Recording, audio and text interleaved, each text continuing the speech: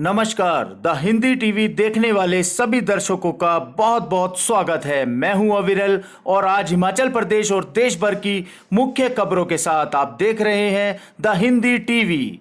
हिमाचल में 5 संक्रमितों की मौत, प्रदेश भर में 157 नए मामले। सदन में मंत्री जवाब देने उठे तो विपक्ष ने कर दिया वॉकआउट। पर्यावरण मंत्रालय के नोटिस के बाद कीरतपुर नेरचौक 4 लेन कार्य बंद। अगर संक्रमण का जरा भी संदेह हो तो खुद को होम क्वारंटाइन कर लें, विधायक परमार।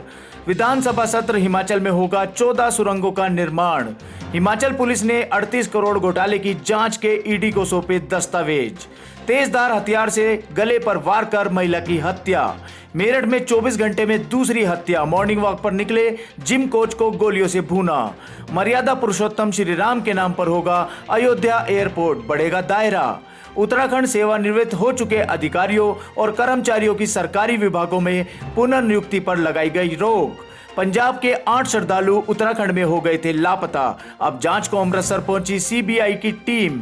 पंजाब के शहरों में अब रात 9 बजे तक खुली रहेंगी दुकानें, शनिवार को होगा लॉकडाउन खत्म। मुंबई जाने से पहले कंगना रनौत को झटका, मनाली में कराया था कोरोना टेस्ट रद्द। चलिए देखते हैं सभी खबरों का विस्तार। हिमाचल में 5 और कोरोना संक्रमितों की मौत हो गई है। राजधानी शिमला में मंगलवार को 3 कोरोना संक्रमितों ने दम तोड़ दिया है। डीसी शिमला अमित कश्यप ने इसकी पुष्टि की है। देर रात निमोनिया से पीड़ित टूटू निवासी 75 वर्षीय व्यक्ति, किडनी रोग से पीड़ित सरकाघाट के 55 व्यक्ति और मधुमेह से पीड़ित बिलासपुर के 57 वर्षीय महिला की मौत हो गई है। जानकारी के अनुसार चिंतपूर्णी निवासी मृतक की सरकाघाट में दुकान है। मृतक की पत्नी भी पॉजिटिव बताई जा रही है। कांगड़ा जिले के शाहपुर क्षेत्र के 51 वर्षीय कोरोना संक्रमित व्यक्ति की भी मौत हो गई है। मृतक मधुमेह से पीड़ित था। मरीज को सांस लेने में दिक्कत के बाद सोमवार को शाम को टांडा मेडिकल कॉलेज में भर्ती कराया गया और कोरोना की जांच के लिए उसका सैंपल लिया गया था, लेकिन मंगलवार सुबह उसकी मौत हो गई। मौत के बाद रिपोर्ट कोरोना पॉजिटिव आई है। मंडी जिले में कोरोना संक्रमण से 9वीं मौत रिपोर्ट हुई है। मंगलवार को सुबह 5 बजे ज्वालापुर के एक 56 वर्षीय व्यक्ति को जोनल अस्पताल मंडी में लाया गया, जहां चिकित्सकों ने उसे मृत घोषित कर दिया। हिमाचल विधानसभा में कोरोना वायरस से उपजी स्थिति पर लाए गए स्थगन प्रस्ताव पर चर्चा के बीच में ही विपक्ष ने 5 बजे से पहले सदन से वॉकआउट कर दिया। विधानसभा अध्यक्ष विपिन सिंह परमार ने स्वास्थ्य मंत्री राजीव सैजल को चर्चा के लिए बुलाया तो इसका विपक्ष ने विरोध किया। विपक्ष इस बात पर अड़ा रहा कि अन्य सदस्यों को भी चर्चा में शुमार किया जाए, मगर स्पीकर ने यह बात नहीं मानी। इससे पहले सदन में स्थगन प्रस्ताव पर चर्चा के बीच भी विपक्ष ने खूब हंगामा और नारेबाजी की। मुख्यमंत्री जयराम ठाकुर ने कहा है कि आज कांग्रेस सरकार होती तो प्रदेश बर्बाद हो जाता। सीएम के ऐसा कहते ही विपक्ष ने हंगामा शुरू कर दिया। मानसून सत्र के दूसरे दिन भी स्थगन प्रस्ताव पर चर्चा के चलते प्रश्नकाल नहीं हो पाया। पर्यावरण मंत्रालय के दूसरे नोटिस जारी करने के 24 दिन बाद वन विभाग बिलासपुर ने कैची मोड़ से लेकर गरा मोड़ तक कीरतपुर नेरचौक 4 लेन के निर्माण कार्य को बंद करवा दिया है। विभाग पिछले 1 माह से national highway authority of India NHAI को पर्यावरण मंत्रालय के नोटिस पर काम बंद करने के आदेश जारी कर रहा था, लेकिन एनएचआई ने काम बंद नहीं किया था। वहीं वन विभाग बिलासपुर के मुख्य अरण्यपाल ने टीम मौके पर भेजकर काम बंद करवाया। विभाग ने साफ किया है कि पर्यावरण मंत्रालय के आगामी आदेशों तक कार्य शुरू नहीं होगा। हिमाचल प्रदेश विधानसभा के मानसून सत्र के दूसरे दिन मंगलवार को स्पीकर विपिन सिंह परमार ने कार्रवाई शुरू होने से पहले ही सभी विधायकों को से कोविड-19 संक्रमण से बचने के लिए जरूरी दिशा निर्देशों को अपनाने का आग्रह किया। सभी सदस्यों से आग्रह किया है कि किसी को तनिक भी संदेह हो तो उसे संक्रमण है तो वो सदन में न आए, वे खुद को होम क्वारंटाइन कर लें और अपना कोरोना टेस्ट भी करवाएं। सभी विधायक विधानसभा परिसर में पहुंचने पर थर्मल स्कैनिंग जरूर करवाएं। कहा कि हम जनप्रतिनिधि हैं और जनता से संपर्क में रहते हैं। हम उन्हें कोरोना के प्रति जागरूक करें, न कि उन्हें कोरोना से संक्रमित करें। हिमाचल में 14 सुरंगों का होगा निर्माण। इससे सर्वाधिक जिला शिमला में 6 सुरंगें शामिल हैं।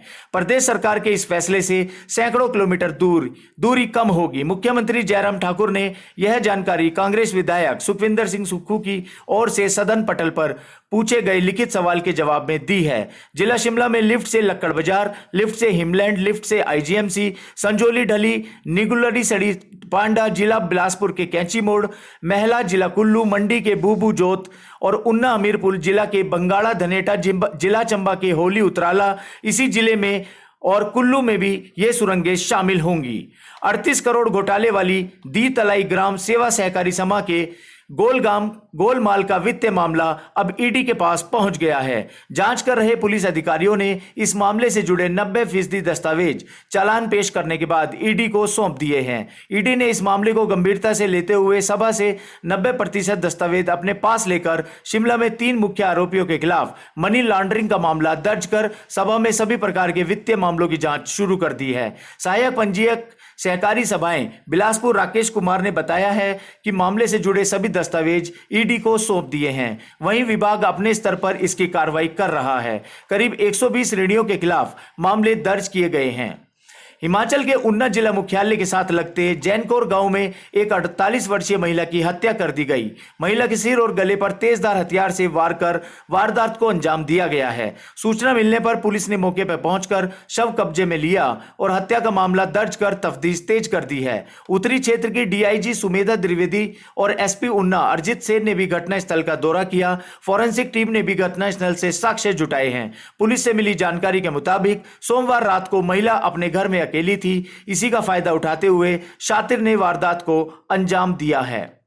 वहीं दूसरी ओर उत्तर प्रदेश में मेरठ में अपराध लगातार बढ़ता ही जा रहा है। 24 घंटे के अंदर मेरठ में दूसरी हत्या का मामला सामने आया है। मॉर्निंग वॉक पर निकले शख्स की हत्या की घटना से हड़कंप मच गया है। बुधवार सुबह मेरठ के दोराला थाने के इलाके में सकौती नंगली मार्ग पर जिम कोच की गोली मारकर हत्या कर दी है। परविंदर 45 वर्ष पुत्र मांगेराम को 4 से 5 गोलियां मारी गई हैं।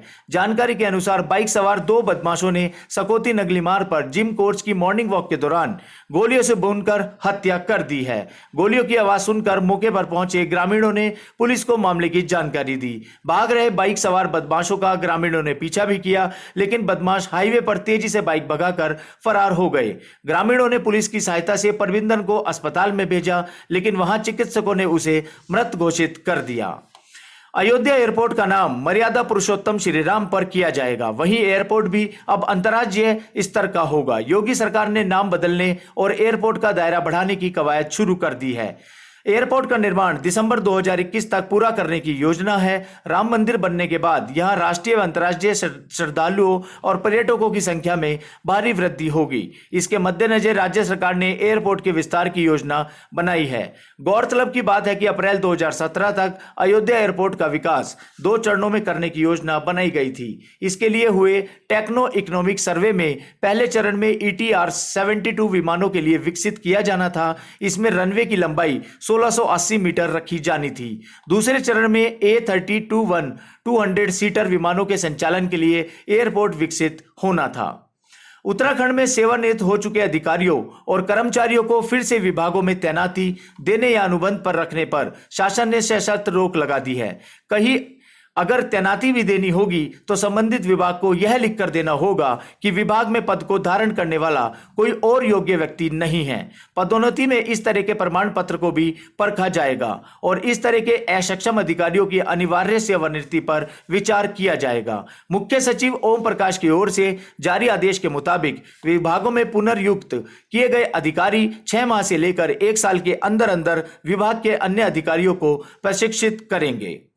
पंजाब में जुलाई 2017 में गुरुद्वारा में श्री हेमकुंड साहिब के दर्शन करने गए अमृतसर के 2 NRI सहित 8 श्रद्धालुओं के लापता होने की मामले की जांच CBI ने शुरू कर दी है।